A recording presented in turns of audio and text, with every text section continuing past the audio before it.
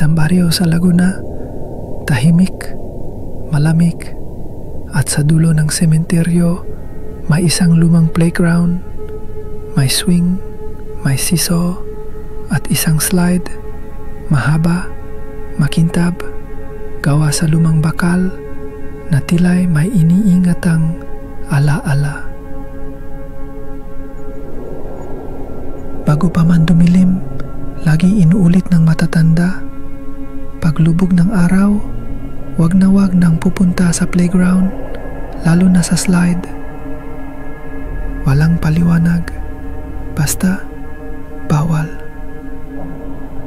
Hanggang isang araw, dumating si Tonton, 7 taong gulang, tahimik, bagong salta, at tulad ng maraming bata, mapusok.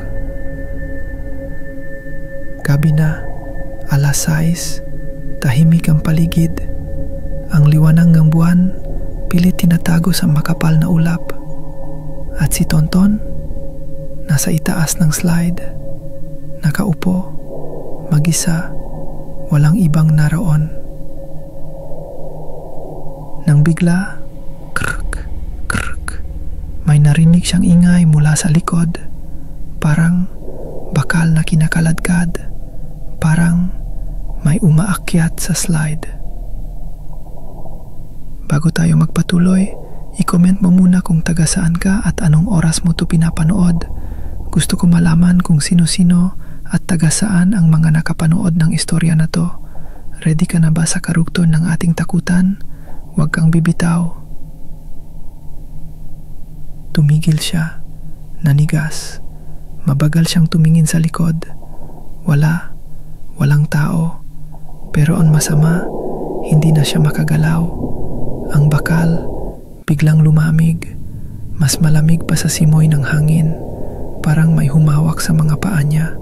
Parang may yumakap mula sa likod.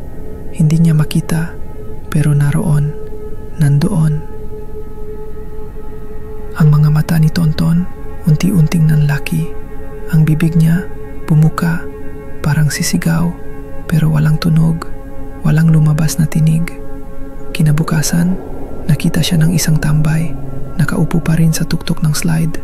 Hindi gumagalaw, nanlalaki ang mata, nakabuka ang bibig, pero hindi na siya humihinga, hindi na siya nagsalita kailanman.